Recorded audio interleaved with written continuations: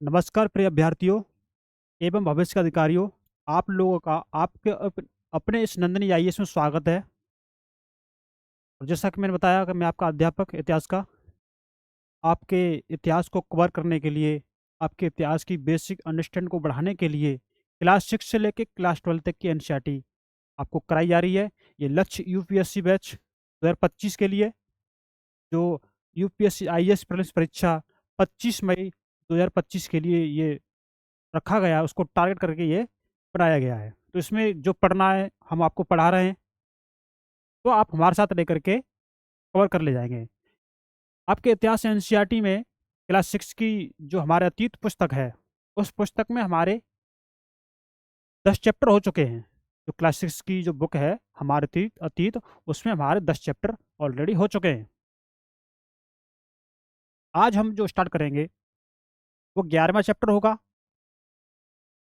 तो हमारी जो क्लास 6 की एनसीईआरटी इतिहास की है वो खत्म होने वाली है, समाप्ति की ओर है।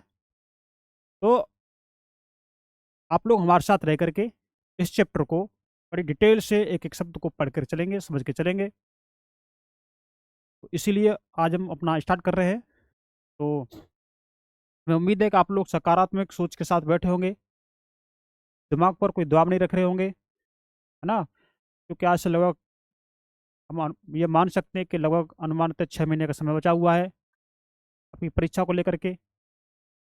तो वही बात है ना। तो वो उसको तैयारी को ध्यान में रख करके हम लोग इसको काम कर रहे हैं। आप हमारे साथ रह करके चलेंगे। तो इससे पहले कि हमारे सेशन को शेयर कर देंगे, तो जिनको ज़रूरत होगी उन तक ये पहुंच जाएगा, है ना। लाइक कर देंगे और सब्सक्राइब कर देंगे। तो चलते हैं आपका टाइम गवाए बिना आपके इसने नए अध्याय की ओर। तो देखो, ये हमारा अध्याय 11 है। ये हमारा अध्याय 11 है। इसमें लिखा है नए साम्राज्य और राज्य। नए साम्राज्य और राज्य के बारे में बताया गया है, तो उसके बारे में पढ़ेंगे। जब इस चैप्टर का नाम ही ये है, तो इसके बारे में पढ़ेंगे, एक एक शब्द को पढ़ेंगे। हम पढ़ने के लिए हम यहाँ आए हैं, तो हम भी आपको पढ़ा रहे हैं। तो अरविंद राजा बना। ये अरविंद नाम का छात्र है जो क्लास 6 का है। इनको राजा बनाने की एक वो बोलते नहीं कि स्कूल में जो भी या विद्यालय में जो भी नाटक कार्यक्रम होते हैं, तो उनमें रोल मिलता है कि तुम राजा बन जाओ, कि तुम नौकर बन जाओ, कि तुम ये बन जाओ, कि तुम वो बन जाओ, तुम ये काम करो, वो ये काम करो, मतलब एक दृश्य बनाते हैं। तो उनमें एक राजा की इनको वो दृश्य दिया गया। तो वो इसमें बताया गया है कि अरविंद ये राजा बने। क्या बने? राजा बने ये अरविंद। अब ये राजा बने तो इनका क्या वो रहा होगा, देखेंगे अब। अरविंद अपने स्कूल में खेले जाने वाले नाटक में राजा की भूमिका अदा करने के लिए चुना गया। उसने सोचा था कि वह शाही वेशभूषा में मूछों पर ताब देते हुए, मूछें ताब देते हुए, शाही वेशभूषा, शाही परिवार मतलब राजा परिवार के उसमें, और मूछों पर ताव देते हुए इस तरह से अपना रोल अदा करेंगे। बहुत अच्छा इसको महसूस हो रहा है, हाँ हम राजा बन गए। भाई बच्चे हैं, बच्चे को खुशी होती है किसी नाटक में भाग लेते हैं। तो वही बताया गया इसमें।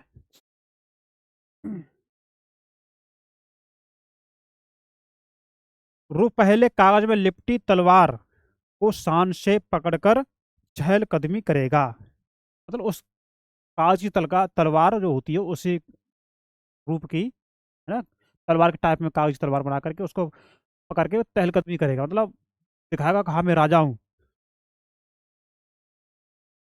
जरा सोचो उसे कितनी हैरानी हुई होगी जब उसे ये बताया गया कि उसे बैठकर बीड़ा भी बजानी होगी। उसने सोचा कि हम तो तलवार लेके घूमेंगे, इस पे उस पे वो झुमझुमाएंगे, लेकिन उसे क्या पता कि हमें बीड़ा भी बजानी है। तो जब इसको ये बात मालूम पड़ी कि हमें बीड़ा भी बजानी है, तो उसको जानकर उसको ऐसा अचंभा सा लगा। और कविता पाठ भी करना होगा, एक संगीतज्ञ राजा कौन हो सकता है वह अरविंद सोचने लगा। तो जिस राजा का हम पाठ कर रहे हैं, तो वो राजा हो कौन सकता है। तो ये इनका विचार है, हम इसी को हम पढ़ रहे हैं, है ना। तो अब हम शुरू करते हैं। क्या बताती हैं प्रशस्तियां? प्रशस्तियां मतलब, प्रशस्ति मतलब होता है प्रशंसा, किसी की प्रशंसा किन शब्दों में की जाती है? तो ये यही बताया गया है, क्या बताती है प्रशस्तियां।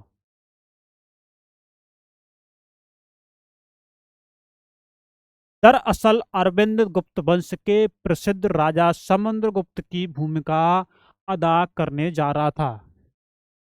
जो अरविंद नाम का व्यक्ति था, जो बालक था, वो समुद्रगुप्त राजा था, उसकी जो भूमिका थी वो अदा करने जा रहा था, उसका रोल निभाने जा रहा था।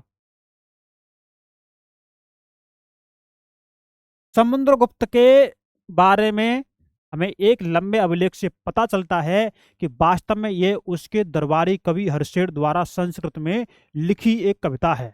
इसके समुद्रगुप्त का जो दरबारी कवि था, कौन? हर्षेड। उसके द्वारा जो संस्कृत में लिखी गई एक कविता है, उसके बारे में हमें पता चलता है। इसे करीब 1700 साल पहले लिखा गया। इलाहाबाद में अशोक स्तंभ पर इसकी खुदाई की गई थी। कहाँ पर? इलाहाबाद में अशोक स्तंभ पर इसकी खुदाई की गई थी। देख लीजिए, 1700 साल पहले की बात है ये। यह एक विशेष किस्म का अभिलेख है जिसे प्रशस्ति कहते हैं, है ना? क्या है? विशेष किस्म का अभिलेख, जिसे क्या कहते हैं? प्रशस्ति कहते हैं। यह एक संस्कृत शब्द है जिसका अर्थ होता है प्रशंसा। प्रशस्ति क्या है? संस्कृत शब्द है, तो इसका मतलब होता है प्रशंसा। प्रशस्तियां लिखने का प्रचलन पहले भी था। जैसे तुमने अध्याय 10 में गौतमी पुत्र श्री सातकर्णी की प्रशंसा के बारे में पढ़ा, परंतु गुप्त काल में इनका महत्व और बढ़ गया। देख लीजिए, इतिहास क्या बता रहा है हमें, कैसे एक चैप्टर से दूसरे चैप्टर में कनेक्ट कर रहा है हमें हमारे इतिहास, और उसी इतिहास को, उसी अपने अतीत को वर्तमान से रिलेट करके देख सकते हैं, समझ सकते हैं। हर चीज पढ़ने को मिल रही है भाई एनसीईआरटी में, तो हमें क्यों नहीं पढ़ लेनी चाहिए एनसीईआरटी? क्यों नहीं कवर कर लेनी चाहिए हमें अपनी बेसिक चीजें? बार बार पढ़ने से, एक बार सही ढंग से पढ़ लें तो मंजिल आसान हो जाती है। आओ देखें समुद्रगुप्त की प्रशस्ति हमें क्या बताती है। कि कवि ने इसमें राजा की एक योद्धा, युद्धों को जीतने वाले राजा, विद्वान तथा एक उत्कृष्ट कवि के रूप में भरपूर प्रशंसा की है। देख लीजिए, किस किस में? एक योद्धा, और युद्धों को जीतने वाला राजा, और उन्हीं को विद्वान बताया गया है, और एक उत्कृष्ट कवि। इतनी उपाधियां, इतनी इनकी प्रशंसा की गई है। योद्धा है, युद्ध को जीतने वाले हैं, कवि है। बताइए, यहाँ तक कि उसे ईश्वर के बराबर बताया गया है। तो समुद्रगुप्त को ईश्वर के बराबर बताया गया है कि जब उनके अंदर इतनी अच्छाइयां बताई गई हैं, तो ये माना गया कि ईश्वर के बराबर ये है।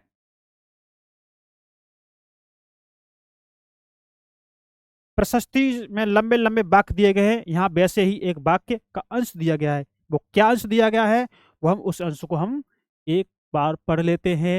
योद्धा समुद्रगुप्त, जिनका शरीर युद्ध मैदान में कुठारों, कुठारों मतलब एक औजार टाइप में बताया गया है, कुल्हाड़ियों, तीरों, भालों, बर्छों, तलवारों, लोहे की गदाओं, नुकीले तीरों तथा अन्य सैकड़ों हथियारों से लगे घाव के दाग से भरे होने के कारण अत्यंत सुंदर दिखता है। ये योद्धा का वर्णन किया गया है। देखेंगे आप लोग,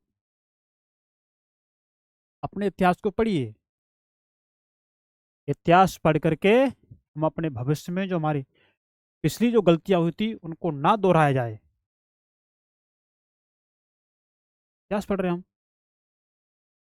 यह वर्णन तुम्हें उस राजा के बारे में क्या बताता है, राजा किस प्रकार युद्ध लड़ते थे, है ना? ये आपके लिए है। अगर तुम मानचित्र 7 पृष्ठ संख्या 113 को देखेंगे तो पाओगे कि एक क्षेत्र को हरे रंग से रंगा गया है, और तुम्हें पूर्वी समुद्र तट के साथ साथ एक क्रम में लाल बिंदु दिखेंगे, उसी तरह कुछ क्षेत्र बैंगनी और नीले रंग के भी मिलेंगे। ये मानचित्र है, इसको हम देख लेते हैं मानचित्र की एक बार। इस मानचित्र की बात हो रही है, मानचित्र की, ध्यान से देखें। है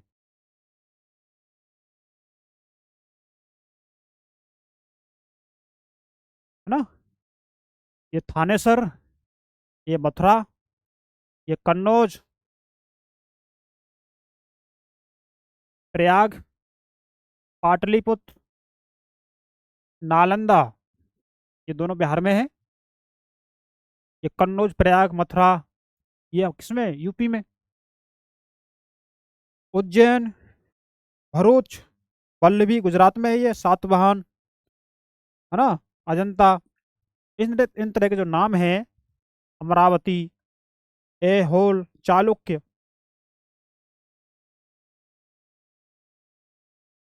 पल्लव, कांचीपुरम, चोल, मदुरै, चेर और पांडे।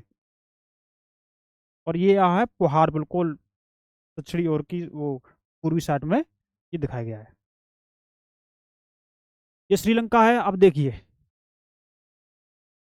हम इनको थोड़ा पढ़ लेते हैं, तब इनको हम और चीज से अच्छे से लिंक कर पाएंगे, हम इनको अच्छे से जान पाएंगे कि किस क्षेत्र में किस तरह की बात कही गई है, उनका क्या मतलब है।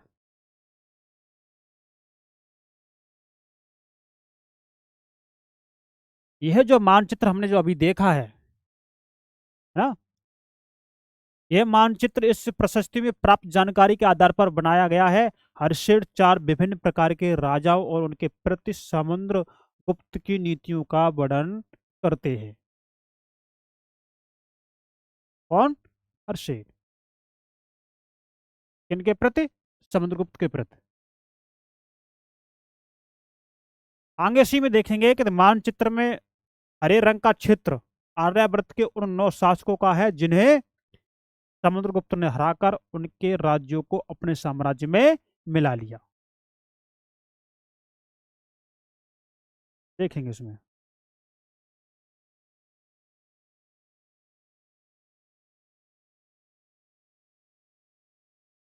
ये आर्यावर्त, ये वाला,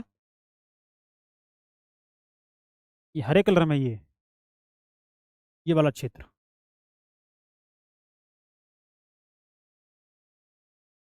आप देखेंगे ये आर्यावर्त क्षेत्र है। और इसी में हम और आगे पढ़ के देखते हैं।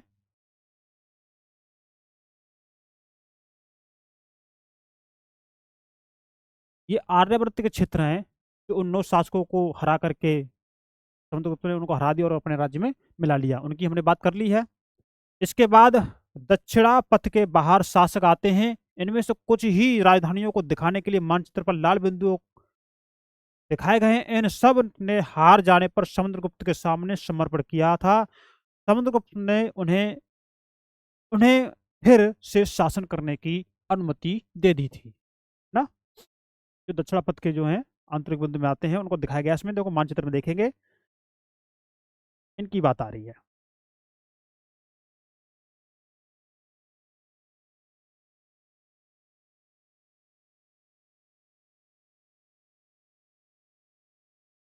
और ये हमारा जो क्षेत्र है, ये वाला, ये आंतरिक राज्य में आ रहा है, ये वाला यहाँ तक, है ना। अरुणाचल अरुणाचल प्रदेश, तिब्बत वगैरह, ये अरुणाचल प्रदेश, मिजोरम, त्रिपुरा वगैरह ये। और ये नेपाल, उत्तराखंड, वर्तमान का हम जम्मू कश्मीर मान लेंगे, इसमें थोड़ा हिस्सा पाकिस्तान का ये, और थोड़ा हिस्सा गुजरात से होते हुए ये, राजस्थान का हिस्सा थोड़ा ये, इतना क्षेत्र कौन सा है हमारा? आंतरिक राज्य का है, जो हमने आपको दिखा दिया। आप देख लेंगे। तो इनके बारे में इन्होंने क्या लिखा है, इनके बारे में पढ़ लेते हैं। इसके बाद दक्षिणा पथ के 12 शासक आते हैं। इनमें से कुछ की राजधानियों को दिखाने के लिए मानचित्र पर लाल बिंदु दिए गए हैं। इन सब ने हार जाने पर समुद्रगुप्त के सामने समर्पण किया था। समुद्रगुप्त ने उन्हें फिर से शासन करने की अनुमति दे दी। जो हमने आपको लाल लाल डॉट डॉट जो बिंदु दिखाए गए थे उनकी बात की गई है, जो हमने शुरू में बता दिए थे, है ना। उसके बाद में जो बताए थे। और पड़ोसी देशों का आंतरिक घेरा, जो पड़ोसी देश है ना, उनका आंतरिक घेरा बैंगनी रंग से रंगा गया है। इसमें असम, तटीय बंगाल, नेपाल और उत्तर पश्चिम के कई गढ़ या संघ आते थे। ये समुद्रगुप्त के लिए उपहार लाते थे, उनकी आज्ञाओं का पालन करते थे तथा उनके दरबार में उपस्थित हुआ करते थे। ये इनके बारे में बता दिया, तो मैंने अभी घेरा खींच के बताया था। जो आपका अरुणाचल प्रदेश होते हुए, नेपाल होते हुए, और वर्तमान की कश्मीर या थोड़ा हिस्सा पाकिस्तान का, गुजरात होते हुए, ये जो हमने घेरा बताया था वो उसकी बात कर रहे हैं। ये तो क्या करते थे, ये उपहार लेके आते थे समुद्रगुप्त के लिए।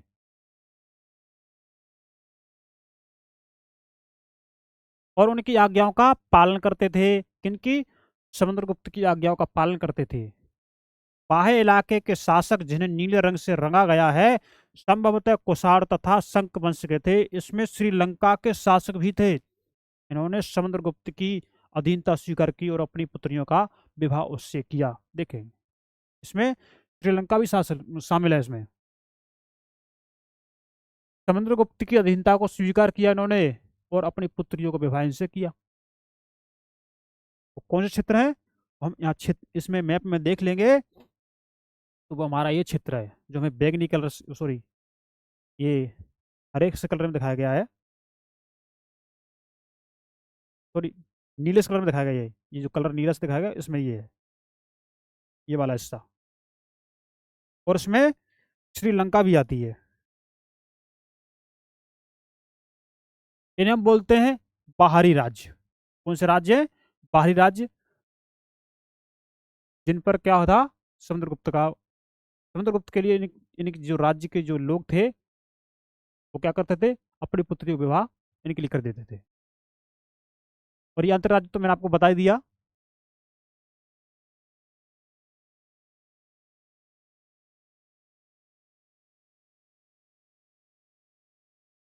बाह्य इलाके के शासक जिन्हें नीले रंग से रंगा गया, जो मैंने अभी आपको बताया गया है, संभवतः कुषाण तथा शंख वंश के थे। किसके थे? कुषाण या शंख वंश के थे। इसमें श्रीलंका के शासक भी थे। इन्होंने समुद्रगुप्त की अधीनता को स्वीकार किया और अपनी पुत्री का विवाह उनसे उससे किया। किससे? समुद्रगुप्त से। अब इसमें थोड़ा ये बताया गया, इसको हम देख लेते हैं।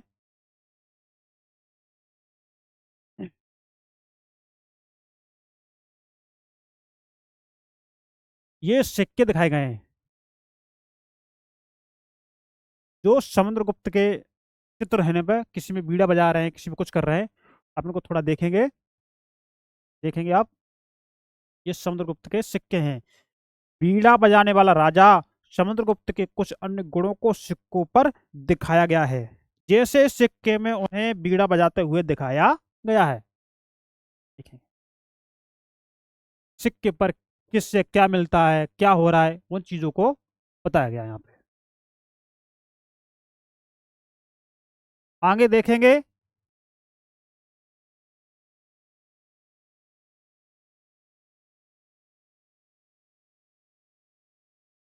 मानचित्र में, मानचित्र में प्रयाग यानी इलाहाबाद का पुराना नाम है प्रयागराज, है ना, प्रयाग बताया गया, इलाहाबाद का पुराना नाम प्रयाग। उज्जैन तथा पाटलिपुत्र यानी पाटलिपुत्र, पटना ढूंढो, ये गुप्त शासन के महत्वपूर्ण केंद्र थे। बता दिया। आर्यावर्त तथा दक्षिणापथ के राज्यों के साथ समुद्रगुप्त के व्यवहार में क्या अंतर था? बताइए, क्या अंतर था? क्या इस अंतर के पीछे तुम्हें कोई कारण दिखाई देते हैं? देखो, ये मानचित्र हमने आपको बता दिया है ना, इसमें जो जानकारी थी वो हमने आपको बता दी।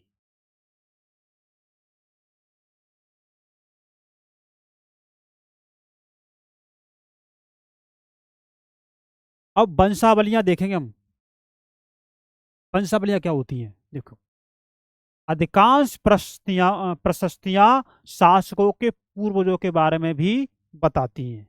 इनके बारे में, शासकों के पूर्वजों के बारे में भी बताती हैं प्रशस्तियां किसी की, या प्रशस्ति मतलब प्रशंसा करना, प्रशस्तियां हो गई। प्रशस्ति, ये प्रशस्ति भी समुद्रगुप्त के प्र, प्रपितामह, पितामह यानी कि प्रदादा, दादा, पिता और माता के बारे में भी बताती हैं। उनकी माँ कुमार देवी लिच्छवीगढ़ की थी। कुमार देवी किसकी थी? लिच्छवीगढ़ की थी। और पिता चंद्रगुप्त वंश के पहले शासक थे। पिता कौन थे? चंद्रगुप्त वंश के पहले शासक थे, जिन्होंने महाराज धराज की जैसी बड़ी उपाधि को धारण किया। किसकी? महाराजा धराज की उपाधि को। ये शब्द इंपोर्टेंट है, राजा महाराजा धराज। समुद्रगुप्त ने भी यह उपाधि धारण की। उनके दादा और परदादा का महाराजा के रूप में ही उल्लेख है। इससे यह आभास मिलता है कि धीरे धीरे इस वंश का महत्व बढ़ता गया। क्या हुआ? इस वंश का धीरे धीरे महत्व बढ़ता गया, ये उनका आभास हुआ। यहाँ से क्वेश्चन भी बन जाते हैं इस जगह से, आप देख रहे होंगे।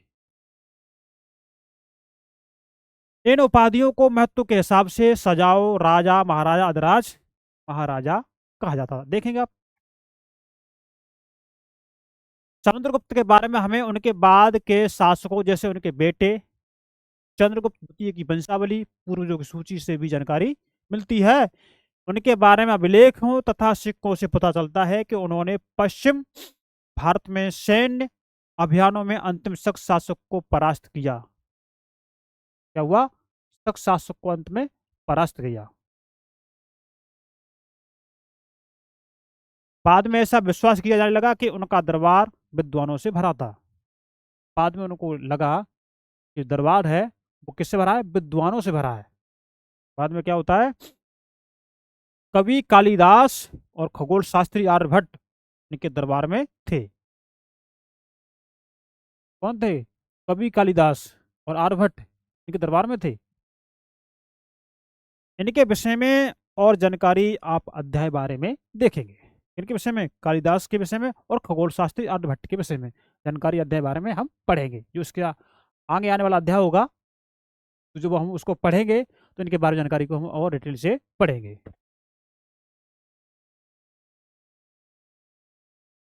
हर्षवर्धन तथा हर्षरित। हर्षवर्धन और हर्षरित को जानेंगे इसमें। हर्षरित क्या है तो पढ़ेंगे कि जिस तरह गुप्त वंश के शासकों के बारे में अभिलेखों तथा सिक्कों से पता चलता है, उसी तरह कुछ अन्य शासकों के बारे में उनकी जीवनी से पता चलता है। ऐसे ही एक राजा हर्षवर्धन थे। कौन थे? एक राजा कौन थे? हर्षवर्धन थे, जिनके बारे में बताया गया है। आगे देखते हैं। जिन्होंने करीब 1400 साल पहले शासन किया। किसने? हर्षवर्धन ने। कितने साल पहले? 1400 साल पहले शासन किया।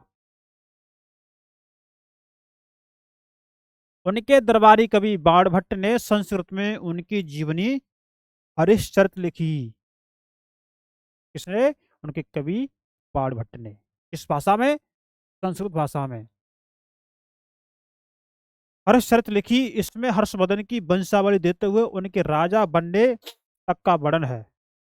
चीनी तीर्थयात्री स्वयं चीनी तीर्थयात्री स्वयंतसांग, जिनके बारे में तुमने अध्याय 10 में पढ़ा है, काफी समय के लिए हर्ष के दरबार में रहे। कहाँ रहते? ये हर्ष के दरबार में रहते। कौन से चीनी यात्री? स्वयंतसांग।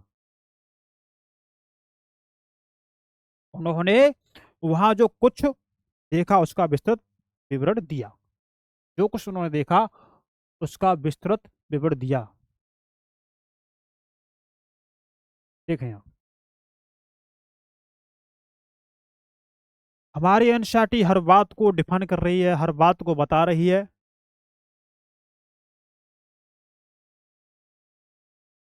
पढ़ने जो पढ़ाया जा रहा है आपको बिल्कुल जीरो लेवल से पढ़ाया जा रहा है। एक एक बात को, एक एक शब्द को पढ़ के आपको बताया जा रहा है, जिससे क्या होगा कि आप हर चीज पढ़ सकें, जो जरूरत है वो पढ़ सकें।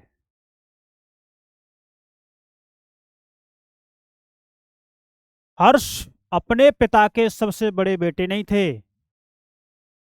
हर्ष जब अपने पिता के सबसे बड़े बेटे नहीं थे तो कौन थे?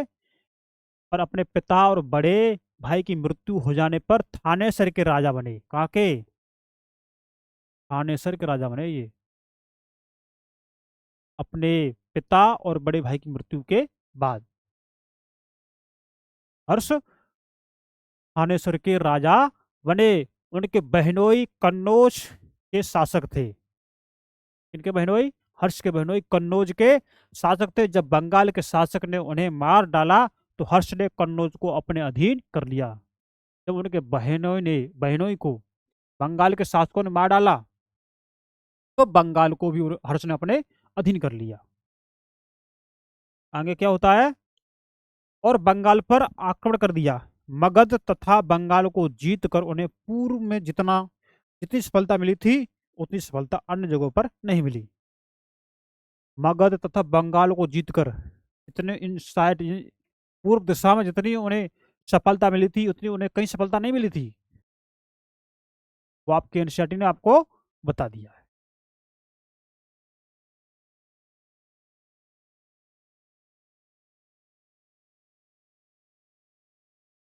जब उन्होंने नर्मदा नदी को पार कर दक्कन की ओर आगे बढ़ने की कोशिश की तब चालुक्य नरेश पुलकेशन द्वितीय ने उन्हें रोक दिया।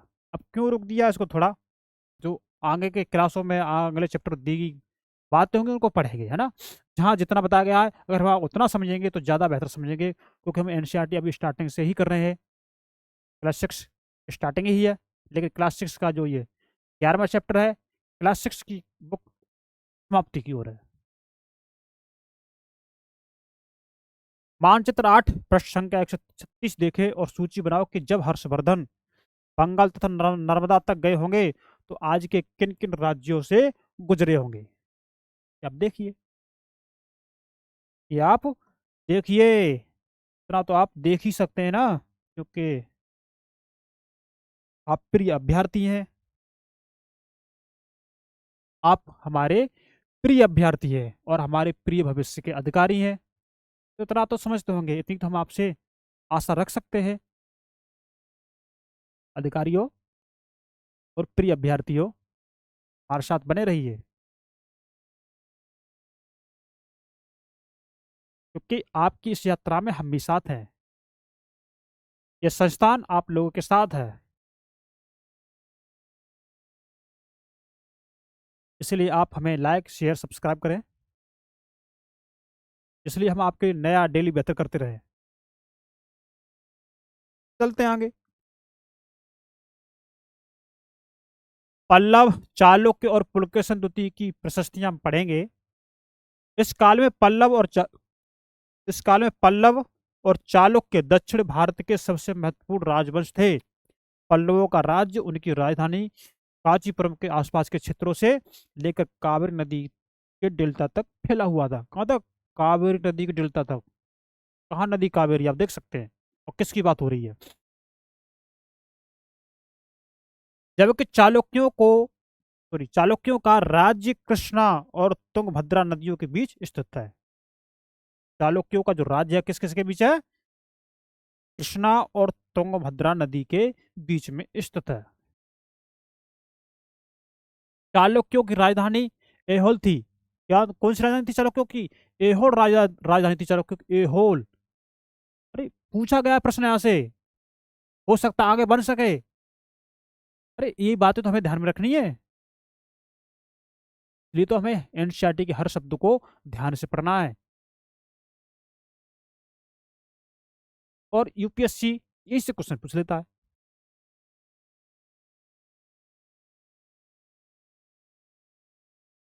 यह एक प्रमुख व्यापारिक केंद्र था। कौन? एहोल। धीरे धीरे यह एक धार्मिक केंद्र भी बन गया, जहाँ कई मंदिर थे। पल्लव और चालुक्य एक दूसरे की सीमाओं का अतिक्रमण करते थे। मुख्य रूप से राजधानियों को निशाना बनाया जाता था जो समृद्ध शहर थे। जो कैसे शहर थे? समृद्ध शहर थे। जो राजधानी होगी तो समृद्ध शहर तो होंगे ही, तो उनको निशाना बनाते थे। जो अतिक्रमण होता है मतलब एक दूसरे की सीमा की तरफ घुसना, है ना, अच्छा चुपचाप घुसना या कैसे करके उसको अपने आक्रमण की ओर ले जाना, वो अतिक्रमण कहा गया है। तो समझ सकते हैं आप लोग। तो वो राजधानियों को निशाना बनाते थे क्योंकि वो समृद्ध शहर थे। तो पुलकेशन द्वितीय सबसे प्रसिद्ध चालुक्य राजा था। कौन? पुलकेशन द्वितीय सबसे प्रसिद्ध चालुक्य राजा था। उनके बारे में हमें उनके दरबारी कवि रविकीर्ति द्वारा रचित प्रशस्ति से पता चलता है इसमें उनके पूर्वजों, खास तौर से पिछली 4 पीढ़ियों के बारे में बताया गया है। इनके पूर्वजों के बारे में और इनकी खास तौर पर जो 4 पीढ़ियां हैं उनके बारे में इन कवि ने बताया है। कवि का नाम है रविकीर्त।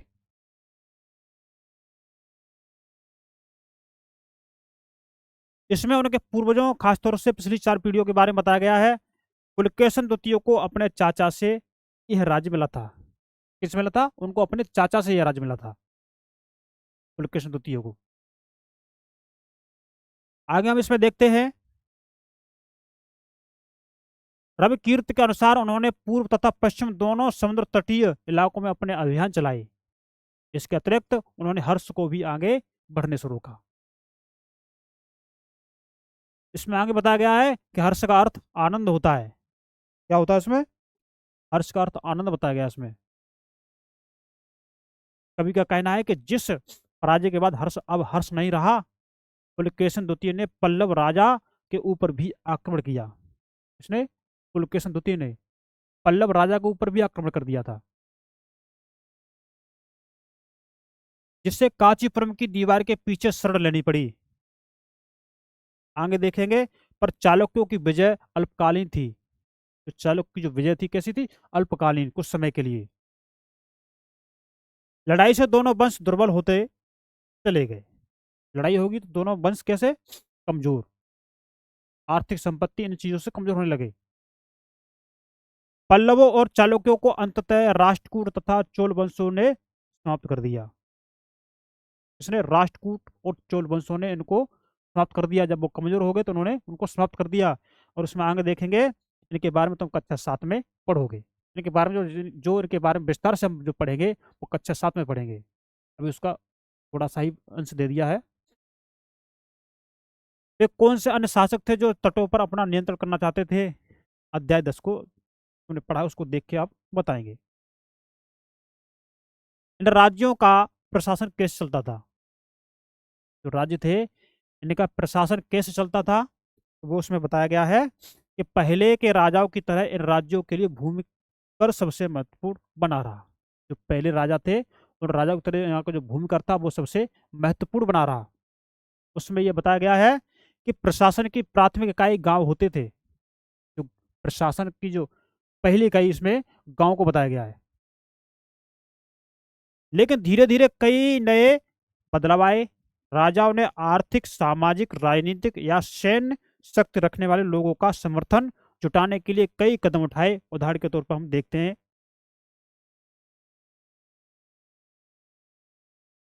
कुछ महत्वपूर्ण प्रशासकीय पद आनुवांशिक बन गए। जो कुछ महत्वपूर्ण जो शासक शासन के पद थे, प्रशासकीय पद थे, वो आनुवांशिक हो गए। मतलब उनके आनुवांशिक ही अनुसार उन पर वो पद बना रहेगा।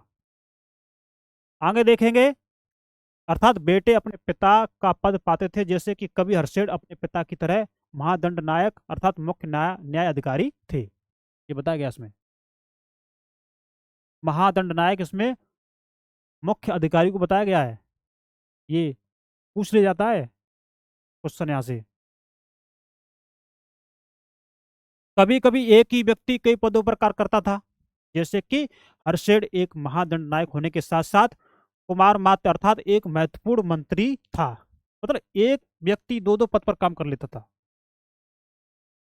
वो मंत्री भी है और न्यायाधीश भी इसमें बताया गया है। मुख्य जो न्यायाधिकारी होता है वो न्यायाधीश, वो भी इसमें बताया गया है। इसमें आगे देखेंगे कि एक महत्वपूर्ण मंत्री तथा एक संधि विग्रहिक अर्थात युद्ध और शांति के विषयों का भी मंत्री था। देख लीजिए एक व्यक्ति को कितने पद मिले हैं। संभवतः वहां के स्थानीय प्रशासन में प्रमुख व्यक्तियों का बहुत बोलबाला था। इनमें नगर श्रेष्ठी यानी मुख्य बैंकर या शहर का व्यापारी, सारतुभा यानी व्यापारियों के काफिले का नेता, सारतुभा उसको कहा गया है।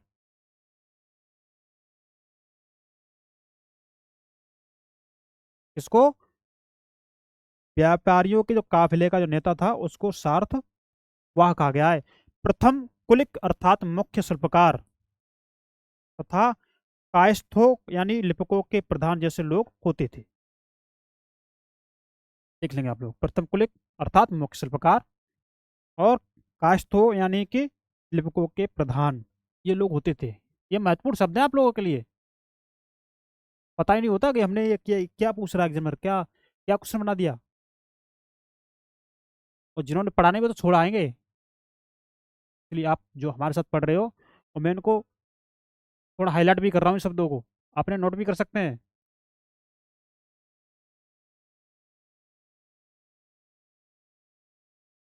इस तरह की नीतियां कुछ हद तक प्रभावशाली होती थी, पर समय के साथ साथ इनमें से कुछ व्यक्ति इतने अधिक शक्तिशाली हो जाते थे कि अपना स्वतंत्र राज्य स्थापित कर लेते थे।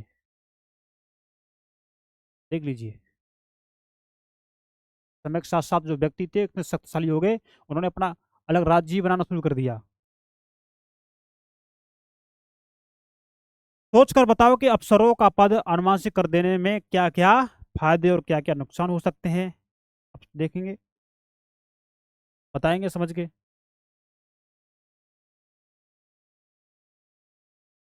एक नए प्रकार की सेना, तो हम देखेंगे एक नए प्रकार की क्या सेना है। कुछ राजा अभी भी पुराने राजाओं की तरह एक सुसंगठित सेना रखते थे। कुछ राजा हैं जो पुराने राजाओं की तरह अभी भी, जो वर्तमान जो अपने एनसीईआरटी जो बता रही है उसके हिसाब से बता रहा हूँ, तो वो अभी भी राजा सुसंगठित सेना रखते हैं, जिसमें हाथी, रथ, घुड़सवार और पैदल सिपाही होते थे। के साथ साथ कुछ सेनानायक भी होते थे जो आवश्यकता पड़ने पर राजा को सैनिक सहायता दिया करते थे। इन सेनानायकों को कोई नियमित वेतन नहीं दिया जाता था, बदले में इनमें से कुछ को भूमि दान दिया जाता था। दी गई भूमि से ये कर वसूलते थे।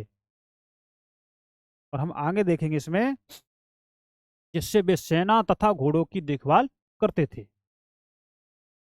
नियमित वेतन नहीं था, भूमि दे दी, उस भूमि से जो कर मिलता था वो लेते थे, जिससे वो देखभाल करते थे, जिससे वे सेना तथा घोड़ों की देखभाल करते थे, साथ ही वे इससे युद्ध के लिए हथियार जुटाते थे। इस तरह के व्यक्ति सामंत कहलाते थे। जहां कभी भी शासक दुर्बल होते थे, ये सामंत स्वतंत्र होने की कोशिश करते थे।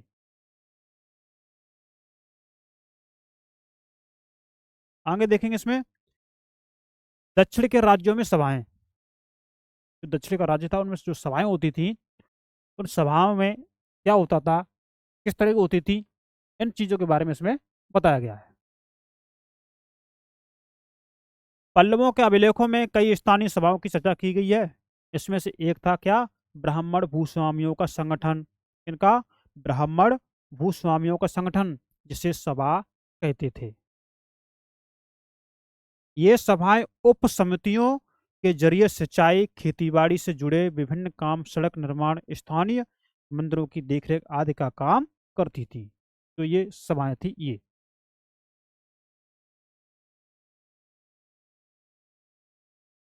जिन इलाकों के भूस्वामी ब्राह्मण नहीं थे, मतलब जिन इलाकों के भूस्वामी ब्राह्मण नहीं थे, वहां उर नामक ग्राम सभा के होने की बात कही गई है। उर नामक ग्राम सभा के नगरम व्यापारियों के एक संगठन का नाम था। संभवतः इन सभाओं पर धनी तथा शक्तिशाली भूस्वामियों और व्यापारियों का नियंत्रण था। इनमें से बहुत सी स्थानीय भाषाएं शताब्दियों तक काम करती रहीं। वहाँ की जो लोकल भाषाएं थी वो कई शताब्दियों तक काम करती रहीं।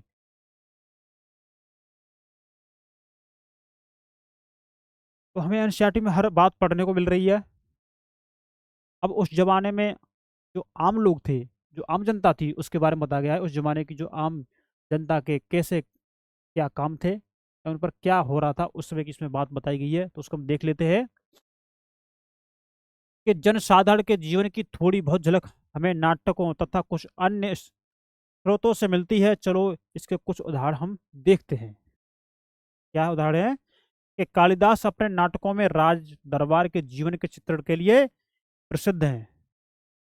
इसके लिए राज दरबार के जीवन के चित्र के लिए कालिदास प्रसिद्ध है। इन नाटकों में एक रोचक बात यह है कि राजा और अधिकांश ब्राह्मणों को संस्कृत बोलते हुए दिखाया गया है। ये बताया गया कालिदास ने कि जो राजा हैं और अधिकांश ब्राह्मण हैं, इनको संस्कृत बोलते हुए दिखाया गया है, संस्कृत भाषा बोलते हुए दिखाया गया है।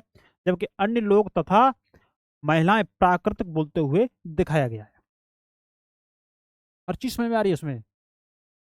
उनका सबसे प्रसिद्ध नाटक अभिज्ञान शाकुंतलम, दुष्यंत नामक एक राजा और शकुंतला नाम की एक युवती की प्रेम कहानी है। इस नाटक में, अभिज्ञान शाकुंतलम नाटक में, सीधा प्रश्न पूछा गया यहाँ पे, यहाँ से आपके एनसीईआरटी से। इन चीज़ों को आप एडवांस में भी पढ़ेंगे, इसलिए आप हमारे साथ रह करके अपनी एनसीईआरटी को कवर कर लें अच्छे से। हो सकता है मौका दोबारा आपको ना मिल पाए, इसलिए आप अभी जो पढ़ रहे हो 100% पढ़िए, दीजिए अपना।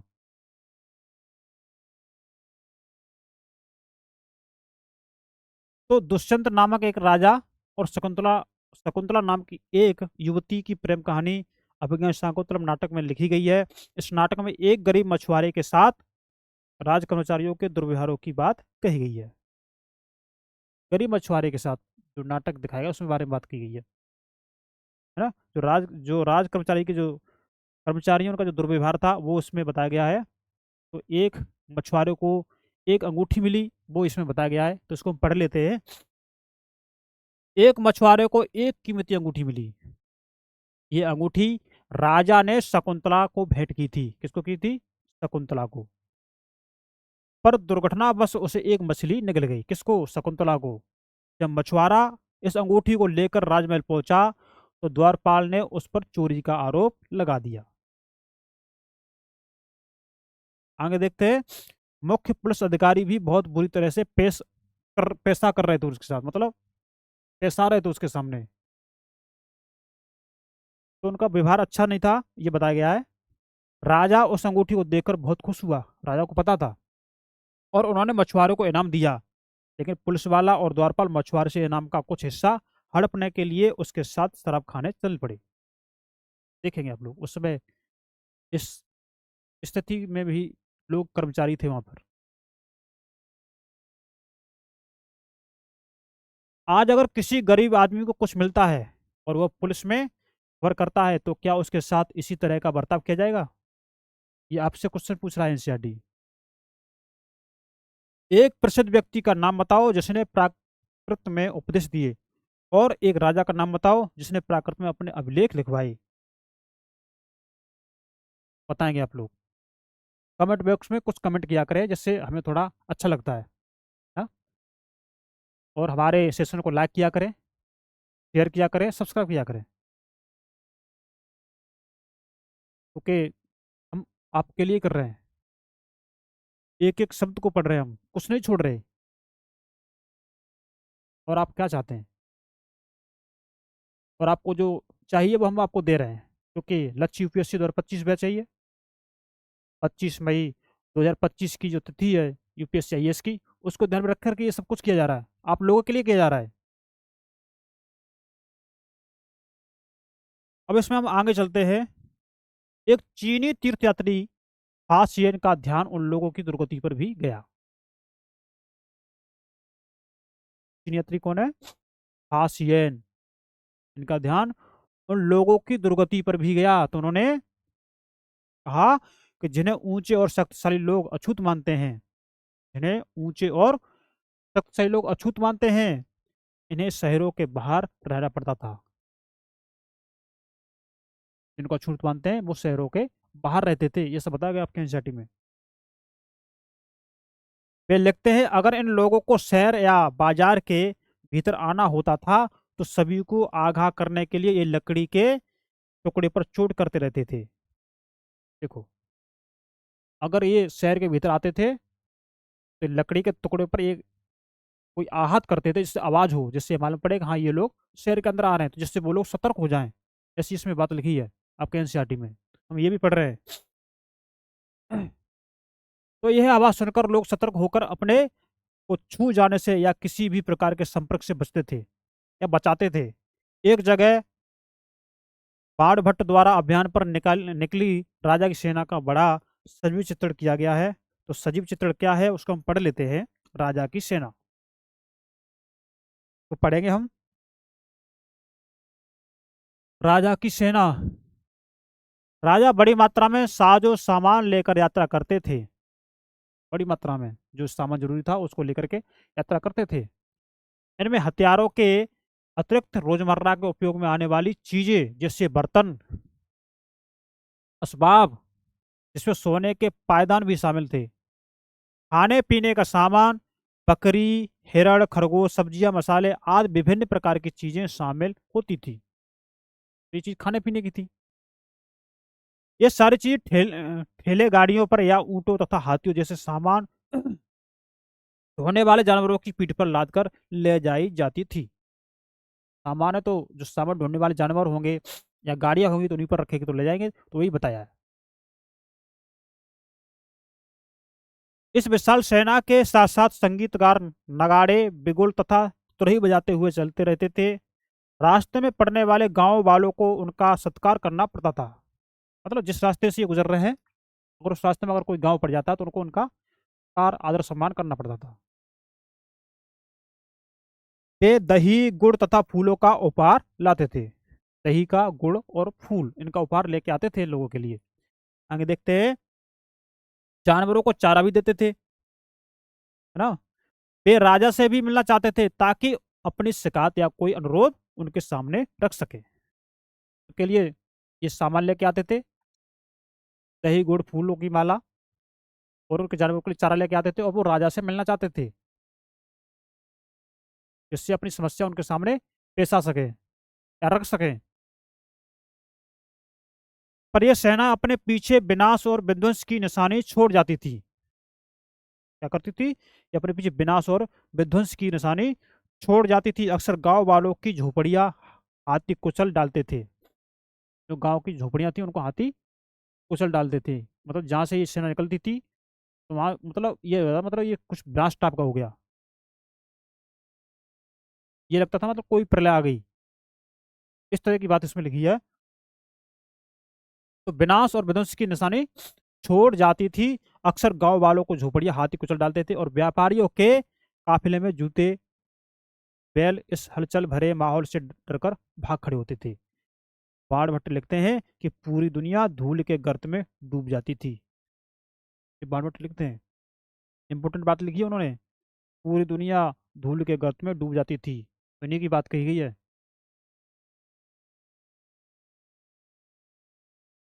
सेना के साथ ले जाई जाने वाली चीजों की सूची बनाओ। कौन कौन सी चीज लेके जाते होंगे?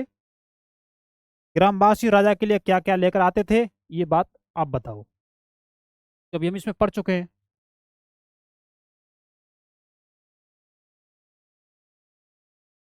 अब ये अनंतर हो गया, है ना। अनंतर को हम पढ़ेंगे क्योंकि अनंतर को थोड़ा पढ़ लेते हैं, फिर ये चैप्टर हमारी लास्ट की तरफ है।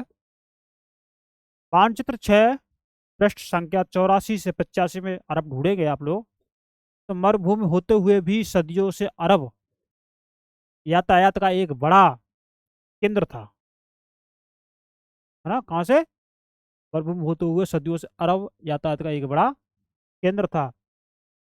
दरअसल अरब व्यापारी तथा नाविकों ने भारत और यूरोप, जो आप पृष्ठ संख्या 100 में देखेंगे, तो भारत और यूरोप के बीच समुद्री व्यापार बढ़ाने में एक महत्वपूर्ण भूमिका निभाई थी। ये बात हम अपने अन्यत्र में पढ़ रहे हैं। अरब में रहने वाले अन्य लोगों में बेदुइन थे, जो घुमक्कड़ कबीले होते थे। ये मुख्य रूप से ऊंटों पर आश्रित होते थे क्योंकि यह एक ऐसा मजबूत जानवर है जो मरुभूमि में भी स्वस्थ रह सकता है। ऊंट की बात की गई है। ये ऐसा जानवर है जो मरुस्थल में भी स्वस्थ रह सकता है और मजबूत था भाई, बड़ा भी था, हाइट भी सही है इसकी। लगभग 1400 साल पहले पैगंबर मोहम्मद ने अरब में इस्लाम नामक एक नए धर्म की शुरुआत की। ईसाई धर्म की तरह इस्लाम ने भी अल्लाह को सर्वोपरि माना है। उनके बाद सभी को समान माना गया। यहाँ इस्लाम धर्म के पवित्र ग्रंथ कुरान का एक अंश दिया गया है, उसको हम थोड़ा देख लेते हैं, पढ़ लेते हैं क्या दिया गया है। मुसलमान स्त्रियों और पुरुषों के लिए विश्वास रखने वाले स्त्री और पुरुषों के लिए, भक्त स्त्रियों और पुरुषों के लिए, सच्चे स्त्री और पुरुषों के लिए, धैर्यवान और स्थिर मन के स्त्री और पुरुषों के लिए, दान देने वाले स्त्रियों और पुरुषों के लिए, उपवास रखने वाले स्त्रियों और पुरुषों के लिए, अपनी पवित्रता बनाए रखने वाले स्त्रियों और पुरुषों के लिए, अल्लाह को हमेशा याद करने वाले स्त्रियों और पुरुषों के लिए, अल्लाह ने इन सब के लिए ही क्षमा और पुरस्कार रखा है। ये बात आपके इस्लाम में कही गई है, ठीक लिखा है। देखेंगे आपके एनसीईआरटी में, अगले 100 सालों के दौरान इस्लाम उत्तरी अफ्रीका, स्पेन, ईरान और भारत में फैल गया। अरब नाविक जो इस उपमहाद्वीप की तटीय बस्तियों से पहले से ही परिचित थे। और देखेंगे अब अपने साथ इस नए धर्म को भी ले आए। अरब के सिपाहियों ने करीब 1300 साल पहले सिंधु यानी आज के पाकिस्तान में इनको जीत लिया था। तो ये चैप्टर हमारा फिनिश हो गया, 11 चैप्टर हमारे फिनिश हो गए क्लास 6 के एनसीईआरटी में। तो 11वें चैप्टर के हम कुछ इसमें उपयोगी शब्द हैं, उनको हम देख लेते हैं। प्रशस्ति क्या होती है हम जान चुके हैं।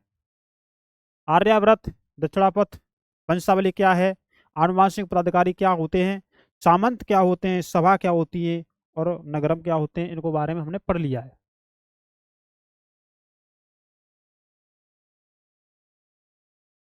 अब इनके हम कुछ महत्वपूर्ण तिथियां उनको हम जान लेते हैं, कुछ इंपोर्टेंट डेट्स।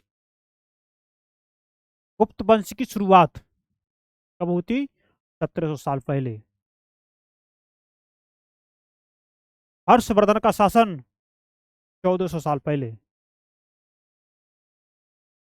तो ये चैप्टर हमारा हो गया फिनिश, है ना। क्लास 6 की जो आपकी इतिहास की बुक हमारे अतीत, उसमें जो क्लास हमारे अतीत में जो हमारे क्लास 6 का जो चैप्टर है ना, 11th, वो हमारा खत्म हो गया।